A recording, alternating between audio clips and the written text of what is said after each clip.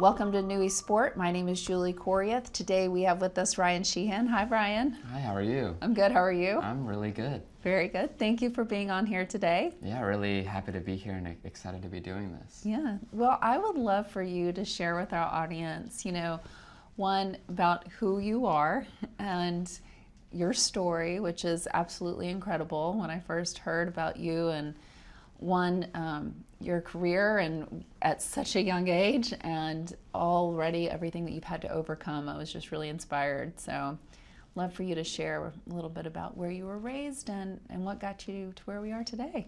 Yeah, so I was born and raised in Austin, Texas, and obviously racing fans know that that's where the United States Grand Prix is held, out at Circuit of the Americas. And so that was really my first exposure to racing, and that's what got me to fall in love with it, was going to races at COTA back right when it first opened, back in 2012, 2013. And about a year after I went to my first race, I walked in my dad's office and told him I want to be a race car driver. Fortunately, he said, okay, do some research, figure out how you get to be a race car driver. And it all starts with go-karting. And so that's what I did for 6-ish years. How old were you? I was 9 at the time. Okay. So, which is actually considered a bit late in racing, which is kind of shocking to most people. When does the go-karting usually start? Can start as early as 5. Okay. I'd say most F1 drivers are probably 5 to 7. I think there are some late bloomers, but I mean, there are a lot of people who you can start before 10 and still, I think, make it to the top. Okay. But yeah, did that till I was 15, and then moved up to a full-size car in something called Formula 4, which is kind of just a shrunken down Formula 1 car. Okay. And did that for 2 years, and now I'm up into something called Formula Regional, which is like a regional Formula 3 car, which is a little bit bigger, a little more power, a little more downforce, a bit faster, and so that's how I've ended up where I'm at. Okay, so it goes from F4 to 3 to 2, then to 1? Yeah. Okay, gotcha. So during those years when you were go-karting, can you break it down when you got in the car, did you naturally just feel like this is such a right fit and this is really feels like natural to me? Or did you have to overcome some fears around what that was like and racing and competing? And can you tell us a little bit about that? I never really had any fear when I got into a go-kart. I can't explain when I got comfortable, because I feel like I was kind of always comfortable in it. I never was super scared to push the throttle all the way down or carry speed through a corner. I think that racing drivers can be a bit crazy, adrenaline junkies, and so I think that's kind of something you just have to be successful, is just being able to kind of not have that fear, or if you do have it, to overcome it really quickly. Did you do other things before racing to kind of feel that adrenaline? I played baseball for most of my youth, I think from age of 5 to right when I started racing, so 9, 10. I guess that's a sport, but I think racing is a lot more adrenaline filled. Right. So I didn't really do anything as crazy as racing before it. I was a really big fan of the Cars movie as a kid, so maybe that was kind of what planted the seed of being an adrenaline junkie. But since I've started racing, I've done crazier things. I've jumped out of planes. I've I don't know, done some crazy stuff. Okay, well, we'll have to explore some of those because I want to hear more. So when you're karting, how do you prepare? Because the goal is to then get into a full-size car, is that right? Yeah. And how long does that usually take? Well, usually, so there are different levels of karting. There's cadets, which is kids. There's juniors, which is, I think, 12 to 15. And then there's seniors, which is 15 and up. Okay. And so usually kind of the ideal pathway is starting young in cadets, moving up to juniors, and then being in seniors for around a year, which is what I did. And we actually weren't planning on moving up to cars after 1 year because I moved up to seniors in the COVID year in 2020. Okay. So I didn't get as much racing done as maybe you usually would have. But I did a test at the end of 2020 in an F4 car, did really well, and so they were willing to maybe take a bit of a risk on me and let me race in 2021. Wow, that's an exciting place to be. Yeah, very exciting. Yeah, when we talked before, you had mentioned that you had started to see a sports psychologist at some point. When was that? Was that during your karting or when you moved up to a full car? Yeah, that was in 2019, so when I was still karting. I had just joined a new team, and I was working with a new engineer who had some connections to a really good sports psychologist out of Spain. And so I started to talk with him. It wasn't that I was like nervous or scared or anything, it was just kind of setting me up mentally to perform the best, because if you kind of just go in there, not really any mental preparation or anything like that, then it's kind of hard to get focused before the race or stay focused. And so I was really just working on different focus techniques. You do get a bit nervous before it, and so just managing that like on the grid or right before the start. And so I think that was the big difference that he made, was teaching me breathing techniques, ways to calm myself down if I do get nervous, or if something happens and I get angry, then not trying to maybe carry that to the next race and just trying to calm down and get over it. Yeah, so working on your mindset. Absolutely. Yeah. And that's part of why we're here today, is how do elite athletes, race car drivers, how do you prepare for things like that? And it not only helps other athletes, but it helps even entrepreneurs or other anyone in life, really, because it's those techniques that can help you when, like you said, anytime you're feeling nervous or anytime maybe something happens in life that's unexpected, and you have those techniques, whether it's breathing or how to recover after certain things that happen. And you had an incident that I want to talk about, something that radically changed your life, and so grateful that you're here today. Yeah, absolutely. Yeah, so would love for you to tell our audience about what happened with you a few years back. Yeah, so at the start of 2020 in January, I was doing a bit of testing in Florida, down in Homestead, Florida by Miami. And that's really where the racing season usually starts in karting, because of the warm weather.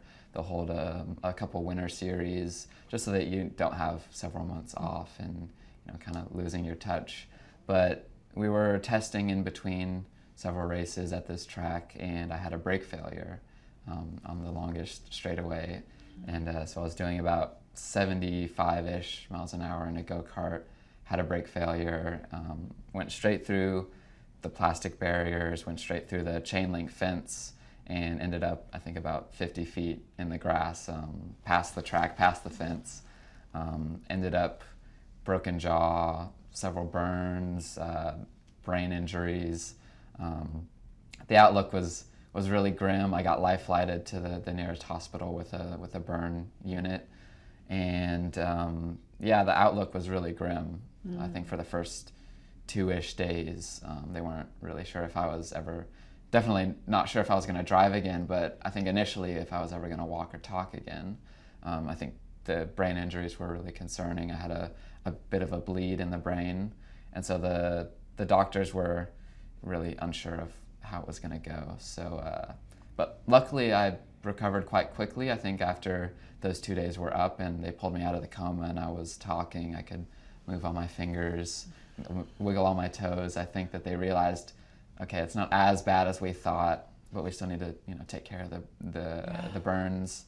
I had surgery on my jaw, had to get it wired shut to repair itself. And it was a really grim outlook, but I was able to be out of the hospital in 7 days, which right after the incident was kind of, nobody was thinking that I was going to get out that quickly, but I think my recovery was incredible. And I know mentally, I don't remember most of it. I don't remember the day at all, but I don't remember most of the hospital visit, so it's a lot of kind of third-party viewpoints.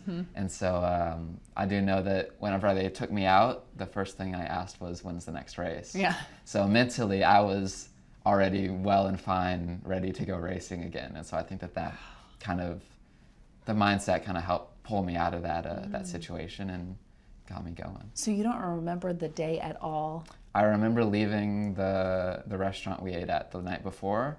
I don't remember getting back to the hotel. I just remember walking out and then nothing and being in the hospital.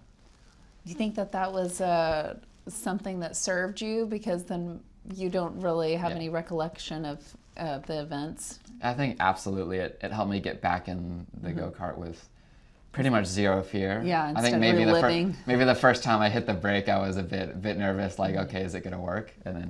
And so the soon as you came out of this, the first thing you're thinking is, when am I going to get back on the track? Yeah. You just had no doubt. Yeah. Yeah. Wow. Talk about recovery, and not only your body seemed to just respond to maybe your mindset or but you then were out on your kart driving how long after that? 9 weeks after that, which was pretty incredible. I think luckily COVID, it's weird to say it, but luckily COVID kind of shut down racing in March, which was a few weeks after I got back, or a few weeks before I got back in the kart for the first time. And so racing, I didn't really miss any racing because of it, which I was very fortunate to have that happen, because I didn't really fall behind in any kind of championships or any of that. But yeah, the recovery, I think probably once I stood for the first time, I realized, okay, it might be a little while before I'm back in the go-kart, because I was aching a bit, I think for a good while, kind of my vision was a bit weird. Obviously I had a head injury. I probably had a pretty severe concussion. And but I pretty quickly was able to, move around and be walking and talking and thinking about racing. And I was also going to races pretty quickly after getting out of the hospital, just to be with the team, to watch, to support my teammates. And it's just good to be surrounded by that when I'm trying to recover and get back to that. So yeah, that was kind of my recovery. And I think not just being holed up in my room or in a hospital bed, being out there, talking to people, walking around, I think that really helped my recovery. Yeah, community. Yeah, absolutely. Yeah. And that's a big part of your community. Yeah. It sounds like your doctors were very good too. Yeah, definitely. I think that they made a big difference. They helped, with obviously the burns, the broken bones, the jaw. The doctors were incredible. Yeah, and with that community, and I know your parents, was it easy for them to say, yeah, let's get him back out there as a parent? I think they say that it was. My dad wasn't there. He was in Houston, or actually I think he was here in Austin helping my grandparents, I think, move some stuff and just helping them out. And so he got the call that I'd been in a really bad crash and he needed to get there immediately. And so he hopped on a plane and obviously flew right down. And my mom was actually going to get us lunch, so she wasn't at the track either. I think that's probably a good thing that she didn't see it. She just got there and I was already kind of about to be put in the helicopter and fly away. And so she got in, she was kind of freaking out a bit, and my engineer was there because he was obviously doing the test program, and she was freaking out, and he took her by the arms and told her, you need to calm down or they're not going to let you on the helicopter. And she calmed down, and because she knew she had to get on that helicopter and go to the hospital with me. And so I think, definitely, I think the community around us was incredible. They supported me and my parents with the Shehan Strong hashtag, which we've then eventually turned into a nonprofit that helps kind of disadvantaged youth using racing to help inspire them. But we did that because we wanted to give back after the Shehan Strong hashtag helped us so much. Yeah, wow. And what did they do exactly? Did your parents create the Shehan Strong? No, it was actually a family that we go-karted with, the Sevilles, who created it, and just, to get kind of rally for some support. People would send my parents like Chili's maybe, or like a Chili's gift card, a Starbucks gift card, just, send them a dinner so that they could focus on helping me instead of having to maybe go go drive away from the hospital to get food or something like Yeah. that. But yeah, it was just if they weren't sending anything, it was still nice to just have that support. Yes. Just to have that voice telling, mostly my parents, because I was kind of out of it, but mostly my parents telling that it was going to be okay and I was going to come back. Yeah, absolutely. Well, and it just seems like no matter what, even as a parent, you want what your kids want and what's best for them. And this is just seems like you were born to do this, And as scary as I'm sure it was for them to say, let's let him go, would get back in the car, it's also, when it's right, it's right. Yeah, absolutely. And just knowing you the little time I have, it seems like this is very much your path and your passion and what you love to do. Yeah, and I think I definitely came back a bit different driving-wise. I feel like I was a bit calmer. I think maybe being out of the kart for so long kind of helped me realize that I really want to do this.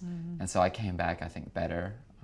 I won my first race back and did really well for the rest of the year. And so I think that, as weird as it sounds, I think it might have helped me a bit just to kind of put everything into perspective and then come back better than before. Yeah, that's really interesting. Well, I think sometimes when when you are so passionate about something and you're just holding on to it for dear life, like, I got to win, I have to make this happen, and then you were forced into a situation where you had to step away. Yeah.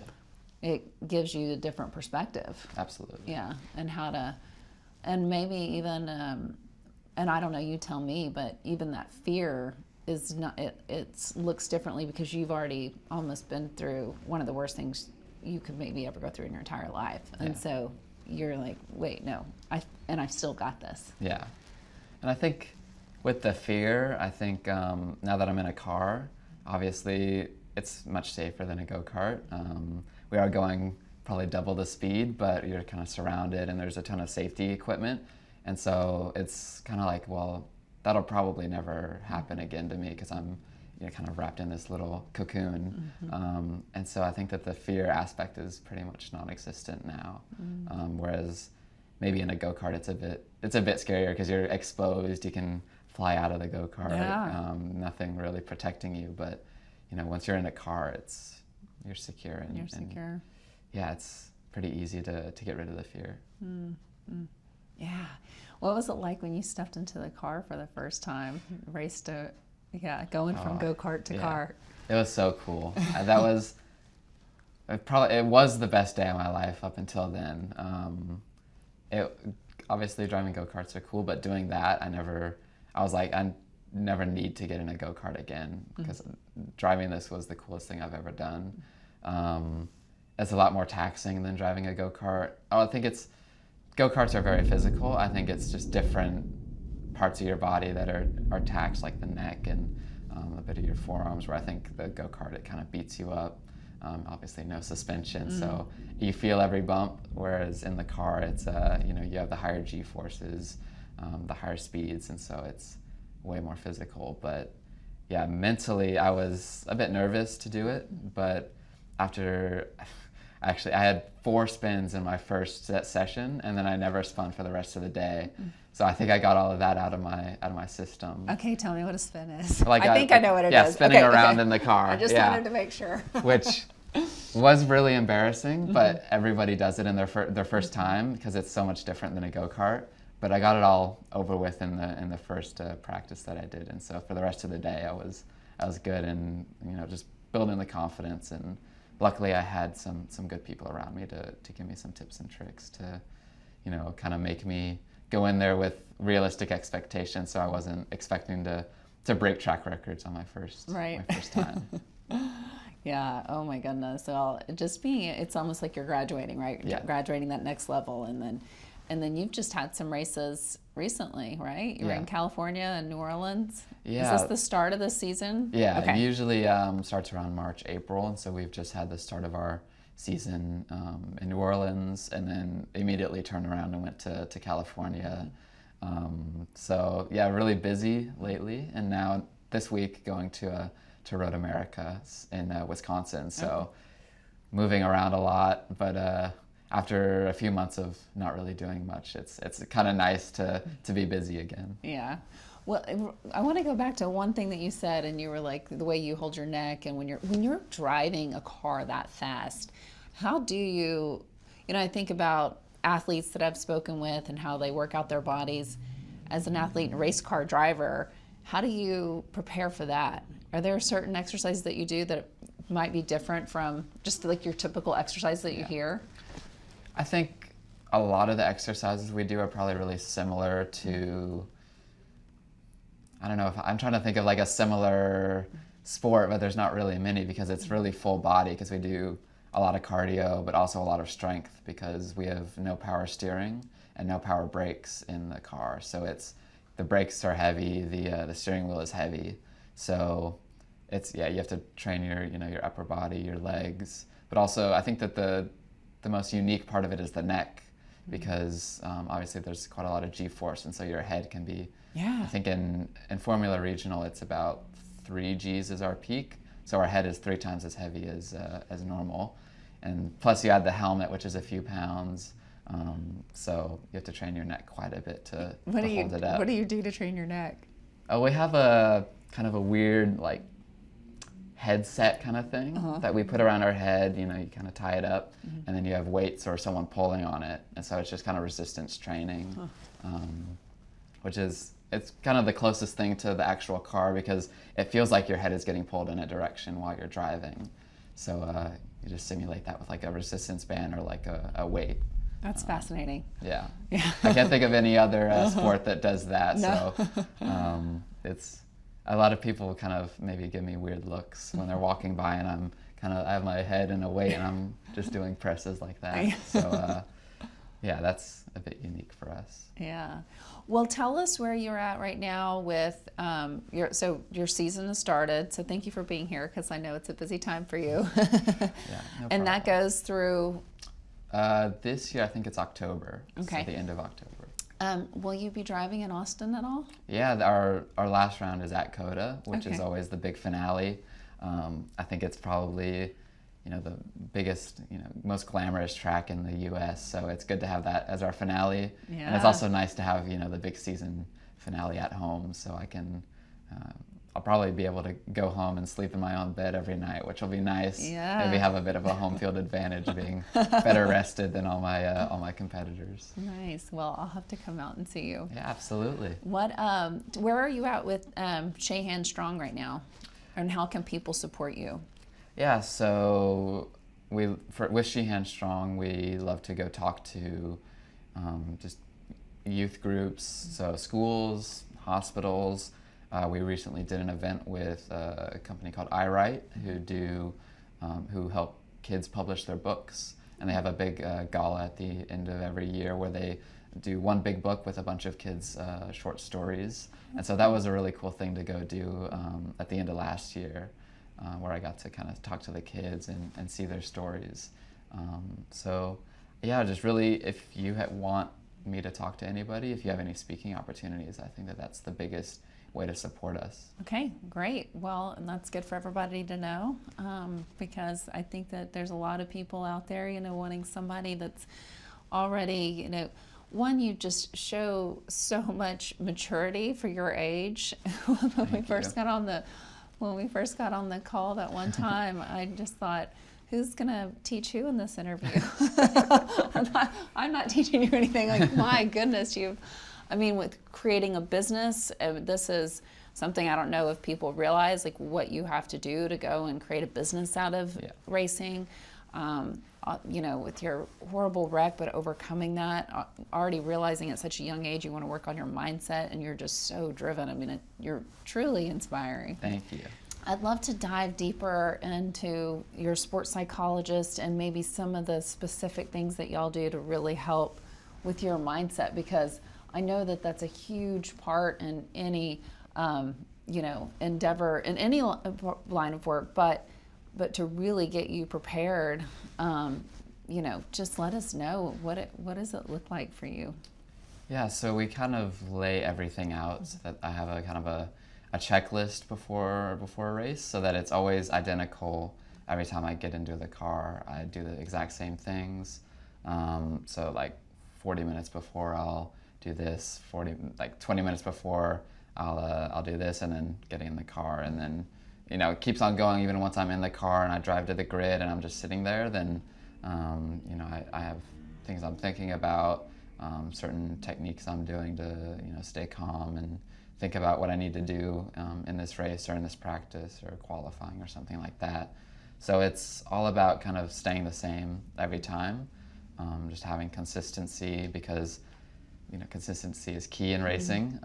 You can have one good lap, but if it's a 20-minute race, then that one good lap won't be good enough to stay in front of the people who are doing maybe a tiny bit slower lap than your fastest, but they're doing it every single lap. They'll eventually get by you. And so it's all about consistency, and so just doing the exact same thing every time. How did y'all come up with what is best for you? Was it, after kart, because you started with him when you were karting, right? Yeah.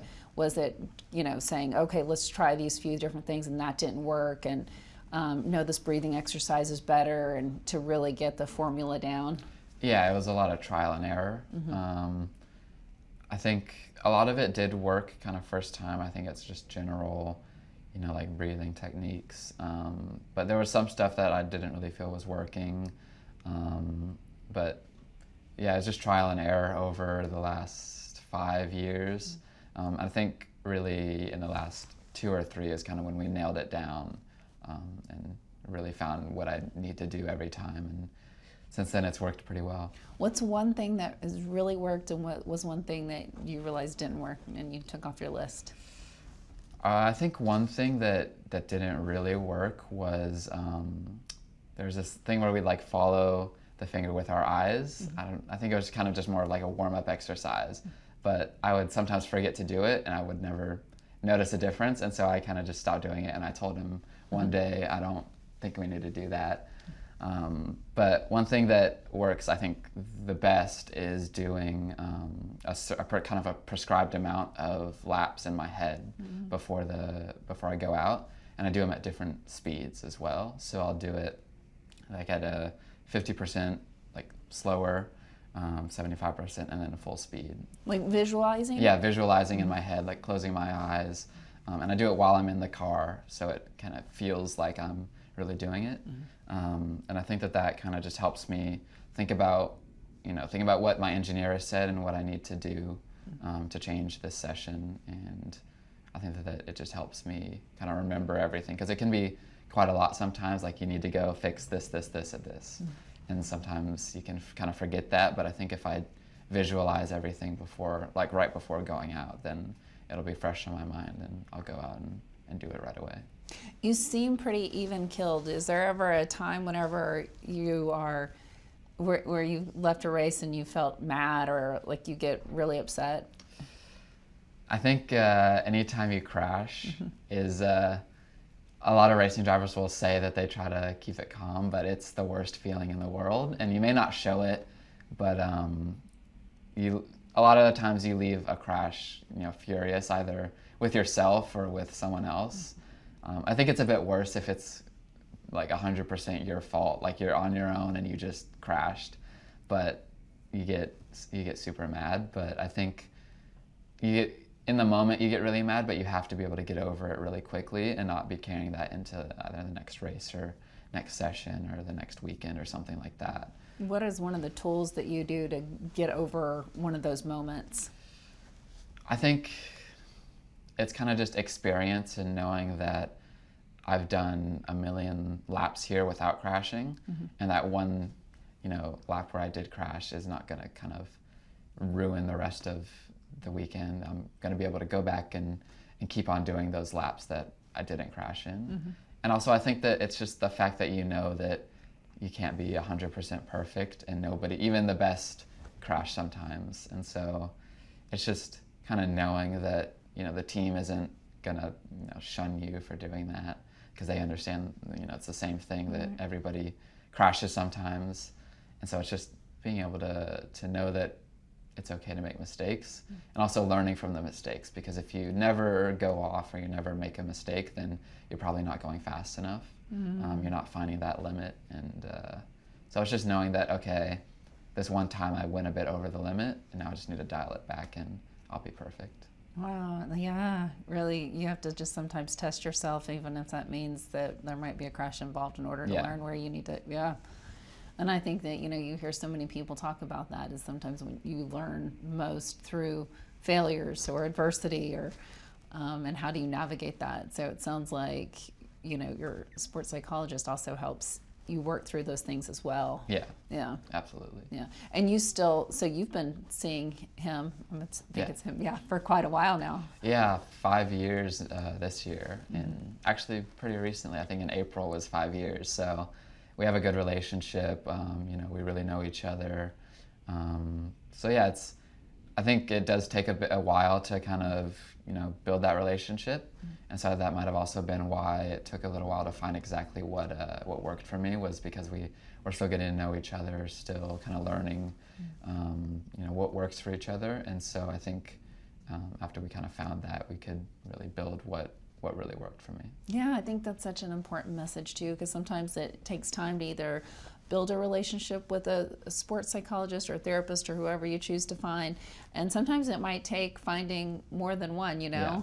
It just depends, and everybody is, personalities, and if that's the right fit, and like you said, getting to know each other, Yeah. building that trust. Absolutely. Yeah, I bet it's nice to just be able to have someone too, to not only talk about mindset, but anything too, if you need to. Yeah, it is nice. Someone to maybe vent to, or ask questions about something like that. It is nice and good to have someone in your corner. Well, I love to hear that, it's really been supportive for you, and to be able to really dial in, what you need before and, during the race and after the race. Yeah. Yeah. Absolutely. And I bet some of those things, I don't know, maybe you use even when you're not racing. Yeah. If it's like breathing exercises and things like that. Yeah, I think it just helps me stay calm in general. This is kind of racing, but I do a lot of sim racing, and I think that also helps. Helps me in the sim racing. Is I do the exact same thing in the online racing as I do in real life. Okay. And so I think that helps me maybe do a bit better than I usually would. But yeah, I think it just helps me stay calm in general. Doing interviews like this, I can use some of the same skills, and I think it's just good overall for my life. Yeah.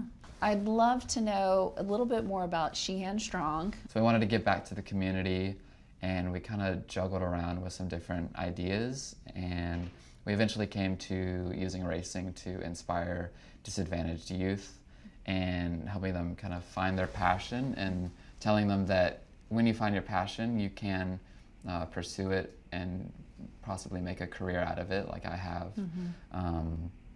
There are people out there who, once they see that you're putting this much effort into your passion, then they appreciate it. They want to support someone who is doing what they love. And I think our motto is push your limits, which, like we just talked about, where sometimes you have to go over your limits to kind of learn what to do, what not to do. And so I always give the example of a crash. Is sometimes you go over your limits and crash, but if you never do that, then you're probably you're not gonna be going fast enough, and you're not going to be kind of reaching your peak performance. And so sometimes you just have to go over your limits, keep on pushing them, and it'll eventually get you to where you want to be. Yeah, and I think with the population that you're focusing on, even I think sometimes it's hard for kids to know if they're not really passionate about something. Yeah. How do they even understand that or go explore that? Or it might seem like something other people can do, but they can't. But the moment you start talking about that one thing that you're passionate about, I think people really try to rally around you. And is that what y'all are, talk about within Shehan Strong? Yeah, and I think it goes, even if you don't have a passion, then just trying new things, pushing your limits in that, going out of your comfort zone to try new things. And if you keep on trying new things, eventually you'll find something that you really love. And then obviously you can keep on pursuing that, keep on being passionate about it, and hopefully you can be successful in that field and make a career out of it. And so I think you don't need to find it young. I was very lucky to do that, but I think a lot of kids think that you just have to get through, you know, your K through 12 and then go to college and figure it out then. But if you do find something, I think it's possible to follow that dream and make a living out of it, even if you're in high school. Or I was in elementary school when I started mine. But if you have something, then it doesn't hurt to start to try to pursue it. Yeah, great messaging. And so if people want to learn more about Shehan Strong, they can go, is their website? Yeah. Yeah. And then, and one of the things that you do is you go out and speak at schools and maybe hospitals and other places. Yeah, so we've done schools, we've done different events with youth. We want to do hospitals, you know, children's hospitals, and even general hospitals, because even adults have been really interested in it. And a lot of the times we'll do these events, and then the adults will be the ones that come up to me and tell me how great the message is. And so really anybody, we love to spread the message. Love that. Well, thank you. Thank you. Yeah, this has been really just, you've provided so much here that can support others, and your heart is huge. I can, Thank you. know, I felt that the first time we talked, and then meeting you in person, it just continues to show that you are really, one, passionate about what you do, but also passionate in supporting others, and that's rare to find, I think. Thank you. I've been very fortunate to have great parents, and yeah, my dad has worked with nonprofits for decades, and so he kind of instilled that into me. And so yeah, I've been very fortunate to do what I do. Yeah, great. Well, thank you again. Yeah, thank you. It's been great to be here.